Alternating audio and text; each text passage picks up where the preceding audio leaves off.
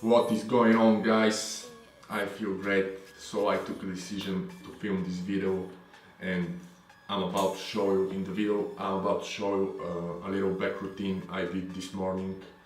It is inspired by Evan Santopani / Charles Glass. It has a little bit of exotic type of movements and movements that are not so common in most of the people's training, most of the people back training sessions, back training routines or whatever. I started the whole routine with a technique of pre-exhaustion that it is inspired by Evan Santopani's techniques of pre-exhaustion. I think he performs this type of pre-exhaustive movements in this particular way in a specific workout with Jose Raymond. Yeah, I'm not sure about that, but I'm pretty sure actually about it. And yeah, this technique of pre-exhaustion is based around two movements. One is the pullover. Evan Santopani does the pullover with the straight bar on a cable, but I personally prefer to do this exercise with the dumbbell on a bench. The reason being is because I really feel it actually allows me to open my scapula and my rib cage, and I get a better pump and better warm up. But I highly encourage you can try both ways and see what works for you. And for the rows, the dumbbell rows, I prefer actually the standing over the supported with bench dumbbell rows, and the reason being is because I'm really tall. I'm 6.3, and the standing version actually gives me the ability to twist my hands at the bottom of the movement in this particular way, which allows me actually to get a deeper stretch at the bottom and get a better overall contraction, which for me personally makes huge of a difference.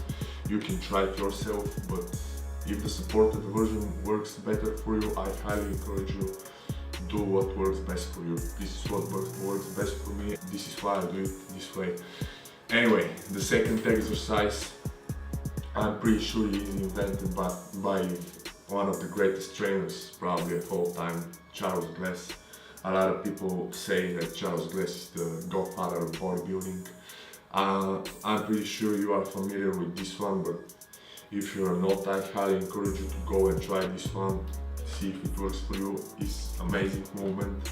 In my personal opinion, basically it is the seated row with the close grip on a dumbbell.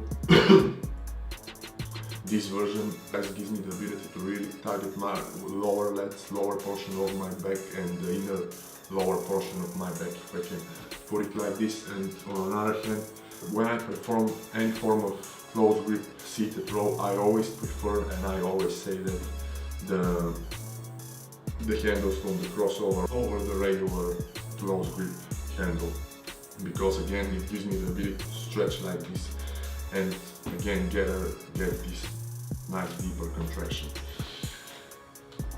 Fourth exercise, the underhand pull downs performed on the crossover, as you can probably see with this easy bar.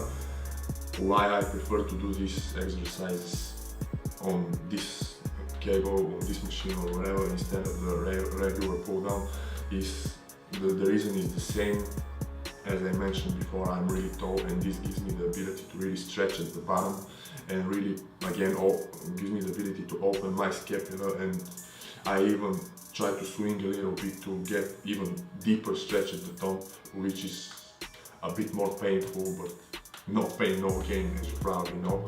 And as you can probably see on my first set, I alternate between switching position of my legs in order to get the perfect position for my legs, to get the perfect position of my body in order to get the best possible position to isolate my legs and isolate my back. And then I went straight to my favorite Smith machine rack pulls. If you prefer to do the conventional deadlift, as a finisher, do the conventional deadlift as a finisher. I highly encourage you. Me personally, I used to do the deadlift back in the day. I still think the deadlift is the king of all exercises. But I also think, and what I feel is, it has the side effect, for me personally, this is the side effect of involving glute stimulation. I always try to avoid any form of glute stimulation in my workouts. I don't want to develop my glutes. This is my personal preference. I'm not saying it's not cool, I'm not saying it's not awesome.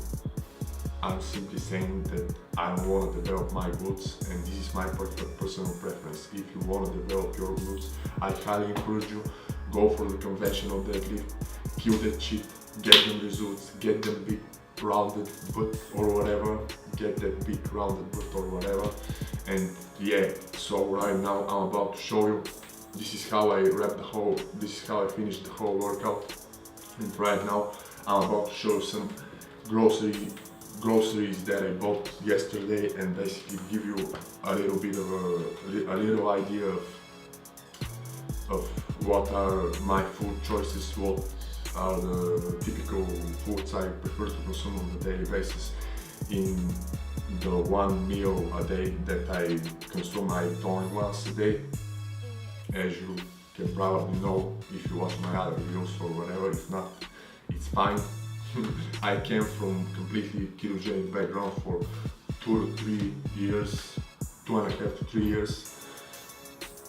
Not that deep of a ketosis, because most of the gurus think that high protein actually prevents you from getting the deep ketosis, but this is another subject. So right now I have some safe starches in form of white rice. Typically I don't measure any of my foods. I cook everything in MCT in form of coconut oil. I use the non-refined, cold pressed version, organic cold pressed version. And yeah, and for the veggies, typically I prefer to consume some fibrous veggies to get some nice fiber intake in my meal. Those are some spinach, broccoli, cauliflower once in a while. Cauliflower, because actually the cauliflower, if I eat too much of cauliflower, it makes me really gassy and blows my stomach, and I am not able to perform and practice my vacuum posing on the next day, and actually it hurts and it's not that pleasant. But I have some cauliflower occasionally once in a while, and I always cook my meat with some onions and some carrots. I simply like onions and carrots. I do not count calories. I do not measure my carbohydrates, proteins and fats, but what I measure, I do not measure it, but I always try to make sure that I have at least a pound to pound and a half of red meat each and every day, and right around 4 to 500 grams of white rice.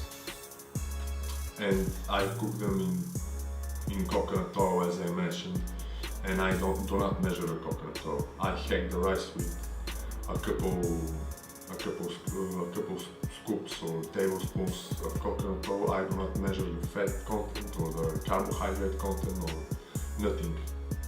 So the reason why I prefer the lean cuts of meat over the fatty cuts of meat is because I'm not that type of guy that always has the ability to get his hands on some nice grass-fed beef, and I do this according to the bulletproof protocol. I'm actually a believer of this type of a protocol for most of the foods and the timing of foods.